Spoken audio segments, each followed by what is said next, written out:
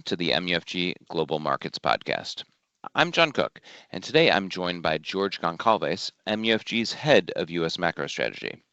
It's Tuesday, October 28th, 2025. Welcome back to the podcast, George. Great to be back on.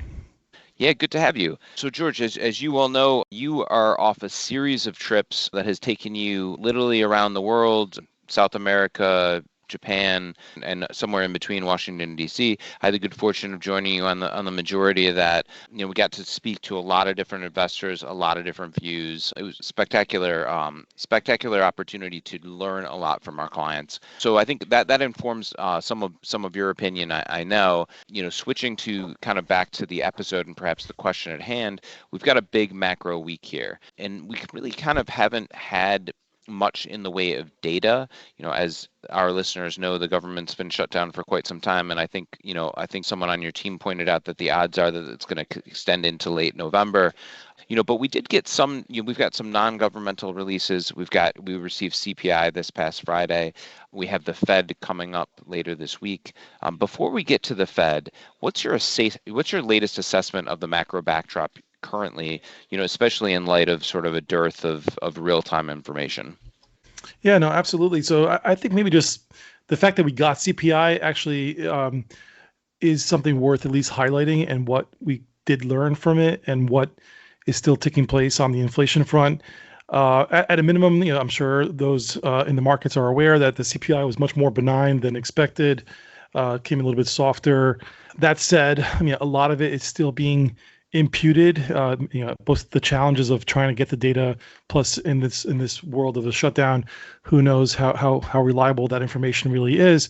Not to mention, there was at least continued signs of tariff-based type inflation having an impact on the core goods, where the real saving grace, which is something we've been highlighting for really the last 15, 18 months, is the ongoing trend of lower, owner's equivalent rent. And, there's been a lot of excess supply of rental properties and units that has been, depressing rental inflation, which is a good thing.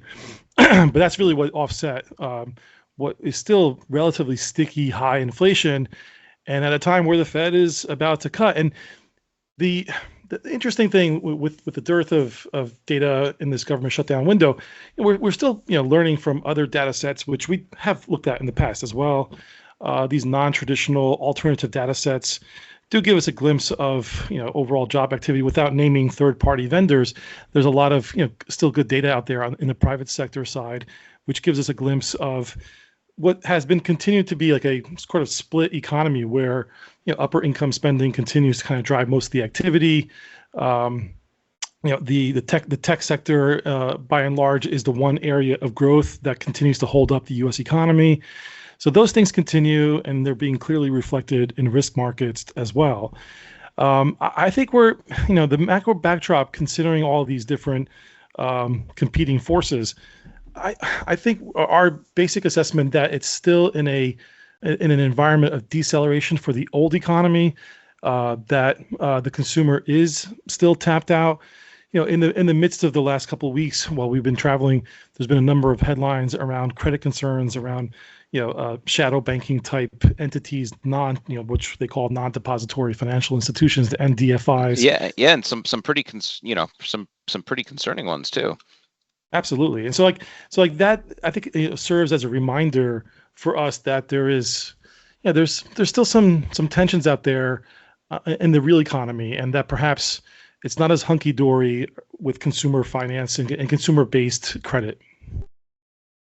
Yeah, and just to follow up on that, what about the labor market? Today we got this sort of new release from ADP, which said that private sector employers have added on average 14,250 jobs a week over the last 4 weeks. I was noticing in the details of the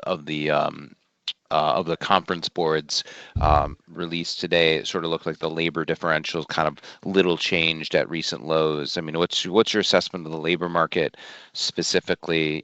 With again, not a lot to work with. Yeah, no, but those sort of sentiment indicators, as well as ADP, which I think We've mentioned it in the last few podcasts. You used to get discounted, but it's what we have at the moment. And plus, it's good to see this weekly version being produced. But I just think in general, ADP is not as bad as some suggest, and has been more in line with the reality on the ground of it's been a decelerating jobs market for the better part of, again, 15 to 18 months. I think that sort of run rate is still stall speed, in my opinion. Anywhere between 25 to 50,000 jobs is nothing really to write home about for an economy as big as the U.S. with over 160 million workers. And if we can't grow at 100,000 or more, I don't think that's a robust sign for the labor market. Regardless of population controls and things that are happening potentially on the immigration front, still think that we can generate jobs well north of 100 if we were truly growing fast as being suggested. And those sort of metrics, like from the Conference Board as well as from the University of Michigan, really point to a labor market that is concerned about the future and just future job prospects. Yeah, and your point about this sort of these bankruptcies or frauds, whatever, that isn't positive for the labor market on a go forward basis either. But let's get to the focus of the podcast, or the focus of the episode rather, the Fed. So we're recording this again on Tuesday, October 28th, which is day one of the Fed's October policy meeting. When most of our listeners will be listening to this podcast, it'll be the day of the Fed, and we're going to get likely another 25 basis point cut in rate. But I think the devil's kind of in the details there again, and I believe, if I'm not mistaken, no economic forecasts or SEPs, right? Yep. Yeah. So the things the market's going to be looking at are the statement, Powell's post-meeting press conference, and perhaps some other stuff which I'll let you get into. You just published your FOMC preview. Maybe you can go over the high points of that for benefit of our listeners. Sure. So yeah, this is a non-quarterly Fed meeting, and so just taking it from the top, we're going to have the statement. Considering again the lack of data, I'm sure that they're going to highlight that the best course of action is to be slow and steady, and just to kind of take things one meeting at a time until we get back on track. So I expect to see something like that come through in the statement, and I think it's really going to be the Q&A. But before we get to the Q&A, the statement could also, if they're going to make changes beyond rate cuts, which again, just to kind of make the base case clear, the markets are pricing in a 25 basis point cut. We think that they will deliver what the markets are basically priced in for. There's no need to do more, although you could argue they could do more, but I don't think they want to surprise the markets in that channel. So rate cut of 25, statement comes out. There's a risk that in the statement, which is the official form of communication, that they also change their balance sheet policy around quantitative tightening. And that's we'll see that first. So that will come out at 2:00. If indeed they're about to change the quantitative tightening policy, they would have to release it in tandem with the official statement. It'll be probably embedded within it, and then separately there will be another document with the actual procedures on the New York Fed's website. So that's typically how it works, just operationally speaking. We can get to the QT in a moment. Then we have the press conference at 2:30, which, depending on if there is a change to the balance sheet policy, I'm sure a lot of focus will be around that, as well as just what's going on without data, and just sort of path and any sort of guidance that Chair Powell can kind of relay. But back to the QT, I do think given what's been happening with funding markets, especially around key dates, but even lately, even non-key dates. So it's one thing during quarter end to see some funding pressures as the private balance sheets adjust into that sort of snapshot window. But it's been throughout the month of October, we've seen and after the Fed had cut rates too, by the way. The Fed cut rates in September, got through quarter end, and even then we've been seeing SOFR rates, which is a collateralized form of borrowing against treasury or mortgage collateral. We've been seeing higher funding costs relative to the Fed funds rate, and I think that's indications that we're getting to a point where reserves are getting scarce. The RRP, the reverse repo program that the Fed has had in place to mop up liquidity, has largely kind of basically run its course. And now we're at a time where, with the Treasury ramping up T-bills as well as replenishing their TGA account, they're starting to kind of at least impact overall potentially bank liquidity throughout the financial system. And so I think that behooves the Fed to initiate a adjustment to quantitative tightening. As you recall, I'm sure, John, while we were traveling, Chair Powell had a speech a few weeks ago discussing the possibility that reserves are getting scarce and that maybe the balance sheet, which was a surprise at the time. Exactly. Yes and no. I mean, we know at some point, eventually, the Fed's balance sheet is going to have to stop shrinking. But it was a surprise in terms of the timing of when he released that speech, and it kind of teed up that at some point in the coming meetings, October or December, they're going to probably have to conclude the balance sheet reduction and the roll off of treasuries and mortgages. And again, that also brings up some different possibilities. It's possible that they do not end QT at this meeting, but the reason why we think they will is because time is of the essence. We're already entering into November. We have 2 months until year end, and it would behoove the Fed to kind of have like a sliding scale, slow down the QT, and eventually end it before the end of the year, just to kind of get ahead of addressing some of the potential year-end funding concerns.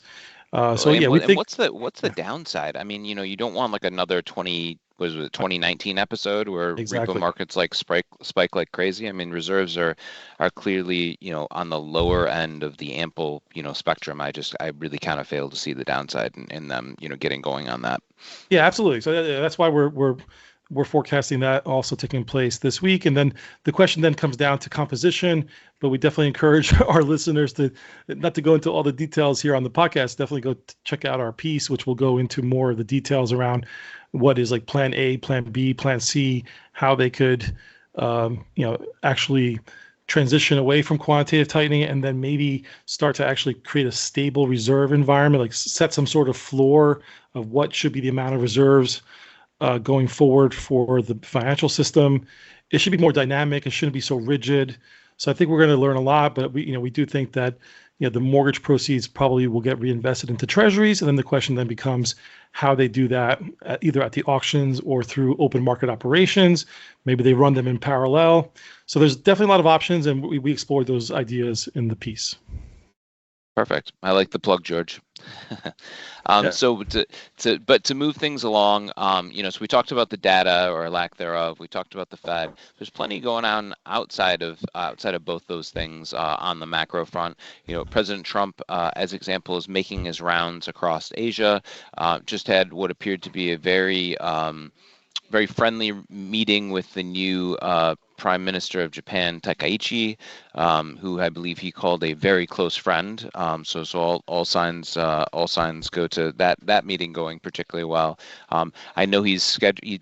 I believe he's scheduled to sit down with President Xi on the sidelines of the summit in South Korea. But I think there's a lot more going on there that you could probably enlighten us on. Yeah, sure. Look, I mean, there's been a lot of tension. This is going to be like either the third extension of U.S.-China trade negotiations.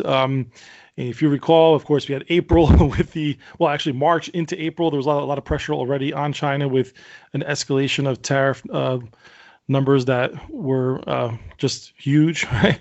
And really didn't seem realistic at that time, but of course was market moving. Then we had the extension until August, and then we had the extension until November, which is now basically. And President Trump and Xi are going to be spending time together hammering through this.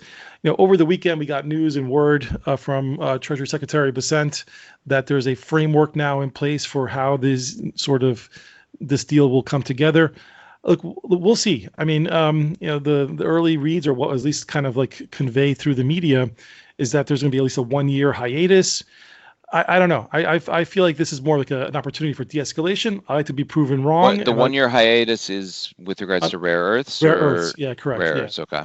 Yeah, and then the question is is the U.S. going to commiserate and also not have these really super elevated tariffs levels? Is there going to be a renegotiation of the sort of earlier tariffs? So there's a lot of unknowns. I mean, so I feel like it's an opportunity to de-escalate at a minimum and at least buy more time. And maybe we end up in these sort of like every 3 months, we're going to keep getting an update on how they're going to finalize. I'm not sure, personally speaking, that we're going to walk away with a grand deal at this juncture. And the markets are kind of acting as if like the de-escalation is almost like the final deal. So I feel there's a potential for some letdown, but at the same time, I'd like to be proven wrong, and maybe we do get a grand deal, and that would be great for overall, it's just kind of global geopolitics. But I think that this is going to persist for much longer. Yeah, I mean, if I'm not mistaken, I think all 3 or 4 stock indices in the U.S.